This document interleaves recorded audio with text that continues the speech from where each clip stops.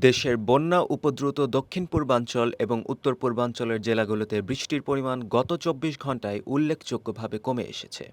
আজ শনিবারও এসব এলাকায় বৃষ্টিপাতের সম্ভাবনা কম রয়েছে, তবে আগামীকাল রাত থেকে আবারও বৃষ্টির সম্ভাবনা রয়েছে।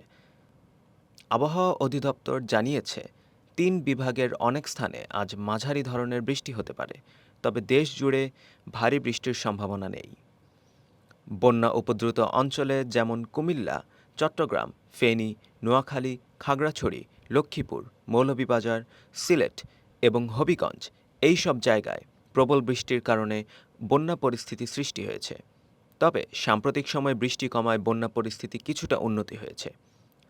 গত ২৪ ঘণ্টায় কক্সবাজারে ৬ মিলিমিটার এবং রাঙামাটিতে ২ মিলিমিটার বৃষ্টি রেকর্ড করা হয়েছে, কিন্তু কুমিল্লা ও চট্টগ্রামে কোনো বৃষ্টি হয়নি।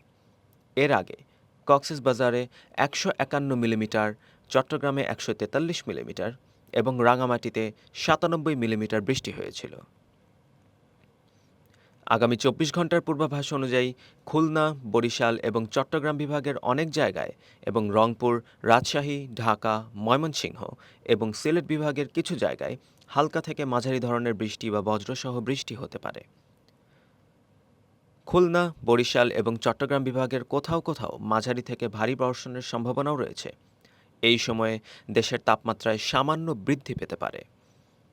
আবহাওয়াবিদ মোহাম্মদ ওমর ফারুকের মতে, বন্যা উপদ্রুত অঞ্চলে আজও ভারী বৃষ্টির সম্ভাবনা কম, তবে আগামীকাল রাত বা সোমবার থেকে এইসব অঞ্চলে আবারও ভারী বৃষ্টি হতে পারে। কিন্তু এই বৃষ্টি দীর্ঘস্থায়ী হবে না বলে তিনি আশ্বস্ত করেছেন। আগামী কয়েকদিন দেশের বিভিন্ন স্থানে কম বেশি বৃষ্টিপাত হতে পারে এবং মঙ্গলবার থেকে বৃষ্টির পরিমাণ কমে আসতে পারে।